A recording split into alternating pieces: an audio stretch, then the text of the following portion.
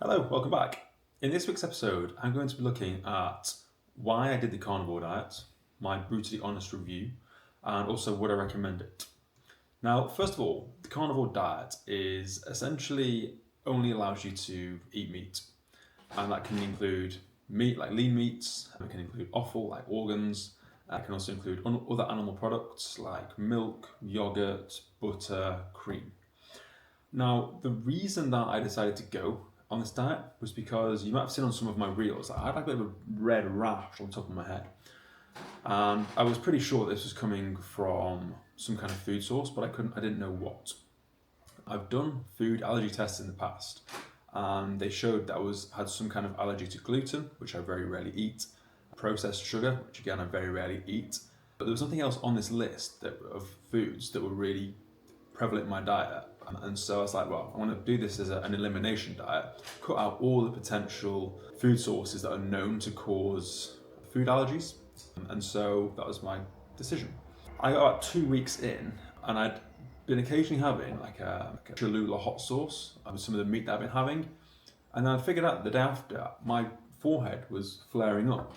And so I looked at the ingredients in this sauce. The most likely one to be causing an issue for me was tomatoes, which are part of the nightshade family, like peppers and like potatoes.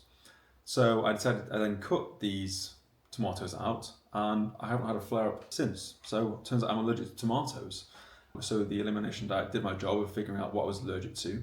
And another reason why I was very keen to establish why I was getting the rash. The rash is typically indicative of an issue in your gut, which is causing an allergic reaction, which then manifests in a skin condition. And I know from a lot of research that if you have an unhealthy gut, it reduces the amount of serotonin that you produce. Serotonin is essentially the thing that makes you happy. People who are depressed have a chemical imbalance with a lack of serotonin. So if you want to feel depressed, maybe even feel anxious, having an unhappy gut is a really good way to give yourself that feeling, give yourself that depressive symptoms. So I was very keen to move away from that as quickly as I could. Another bonus that I found with the diet was that my energy levels seemed higher. I had less brain fog. My cognitive functioning, my brain working was better. My short-term memory was better. I had more drive in the morning. I was waking up in the morning feeling like refreshed, ready to go. And I just felt like a new person. I felt like a new human. I didn't realize before that I didn't feel awesome all the time. I just kind of thought that how I was feeling was normal. And carnivore diet has really opened my eyes up to how much better you can feel if you have only foods that agree with your body. And I'm thinking potentially that carbohydrates maybe don't make me feel great, because that's another thing that on the carnivore diet that you completely eliminate. Now, carbohydrates are known to be quite inflammatory, which means that they can cause things in your body to essentially manifest quicker. They can cause things like joint pain, and they can cause things like blood sugar spikes, which you simply don't get from the carnivore diet. Whether these consistent spikes throughout the day from the carbs that I was eating was causing me to not feel great, I don't know for certain. A poll test of one person isn't massively useful from a scientific perspective. I can only go on how it made me feel. And so far, I felt great. Typical diet for me during this would be half a kilo of bacon for breakfast. So that's about 14 rashers.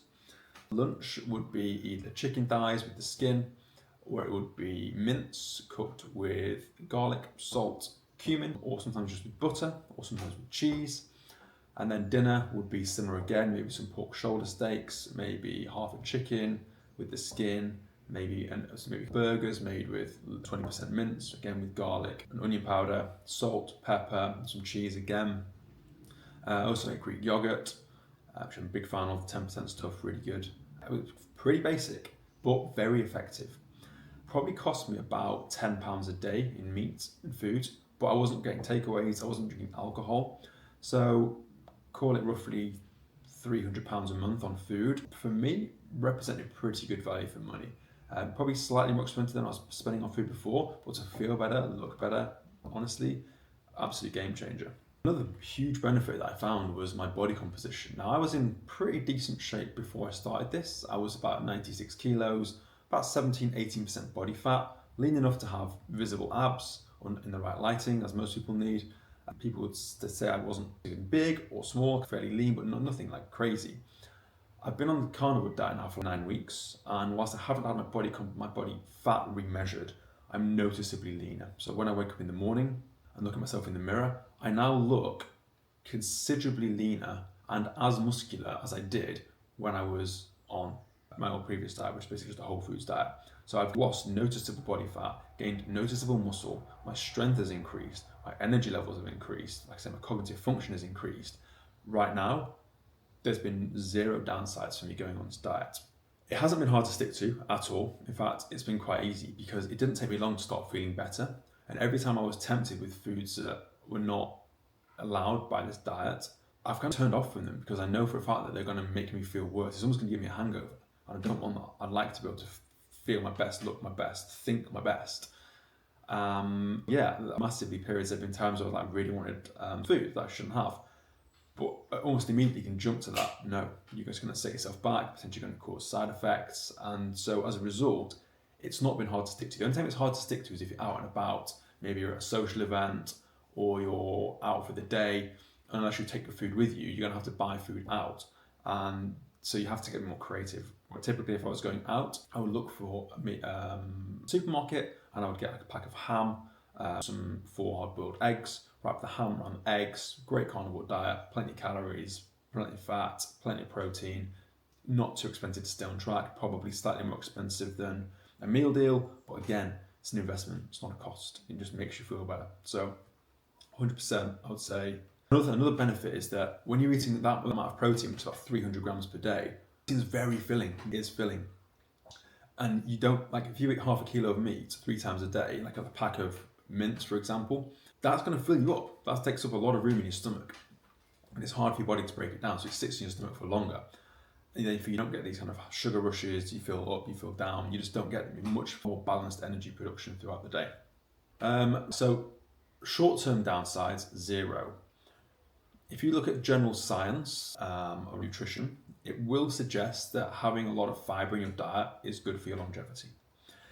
Now, I understand this, and it's something that fiber's been something I've been a big proponent of for my entire my entire duration of time that I've known of its benefits. Because whilst fiber is not exactly nutritious in itself, it slows down digestion in your gut, which is post-stomach.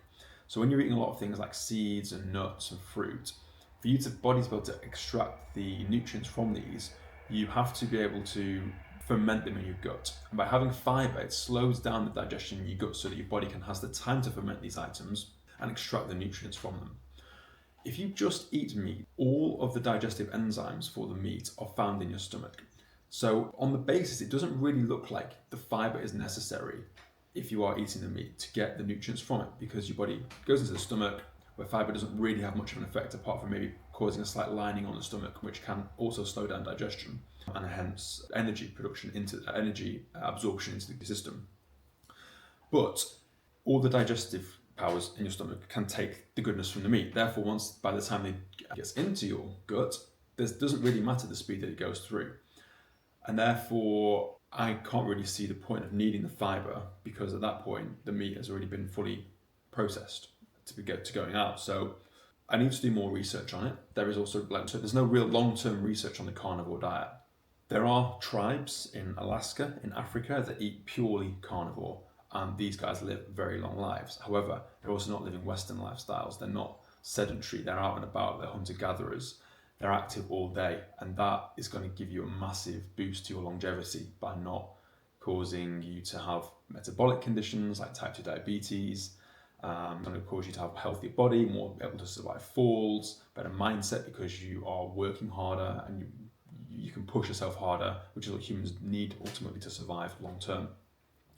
So the data isn't particularly present for whether a carnivore diet is good for you long term or not. I'm listening to my body. My body is telling me it prefers this method of eating. For me, anything that somebody else tells me around the longevity or whatever, I feel better. And for me, if you feel better, your body is happier, your gut is happier. So whether I might be more prone to some cancers down the line, I don't know. But I take a lot of other steps to reduce my susceptibility to these cancers. I rarely drink alcohol. My sleep's really good. I exercise a lot. I do a lot of walking. These are all things that are known to bring down rates of cancer in older life. So who knows? So, would I recommend it? It depends. Do you have any food allergies? Is there a reason why you think you need to try it? Because there are supposed downsides based on the limited science that there is also science that shows that purely eating meat can be good for you. Again, it's personal decision. There's not really enough data out there to be conclusive one way or the other. If you want to do it as a way to restrict calories, it definitely works. It's hard to eat that amount of meat. You're not eating sugar or sugar drinks and things like that. It's easier to restrict your calories using this diet. And I've got a client on the program at the moment who has struggled to drop weight the entire way through. Finally got him to try Carnivore Diet, and he's dropping like 0.75 a week, feeling way better from it as well. So again, on the poll of 2 people, we're both seeing really good effects from it. I'm not a registered dietitian or nutritionist by any stretch of the imagination, so I would never recommend that you go on these diets. I just wanted to give you an overview of how I found it and maybe open your eyes to some of the positives and some of the net benefits. If you have got something like irritable bowel syndrome or you're pre-diabetic, there is science that shows that this diet will reduce symptoms of IBS. And if you are pre-diabetic, it's almost certain, or even type 2 diabetic, to reduce symptoms of diabetes, to almost reset your body's sensitivity and bring it right back down. Type 2 diabetes is very much lifestyle. Reason that happens is because of your lifestyle, poor diet, poor exercise. If you go to this diet, you almost can't not become type 2 diabetic. And there is science that shows that you will, if you try this carnivore diet, it can reduce the amount of you need to take for your type 2 diabetes. So therefore, again, it could be something to try. My pretty much honest review of where it is, I'm going to stick with it because I'm really enjoying it, and the effects have been fantastic. Stronger, leaner, happier, feel healthier.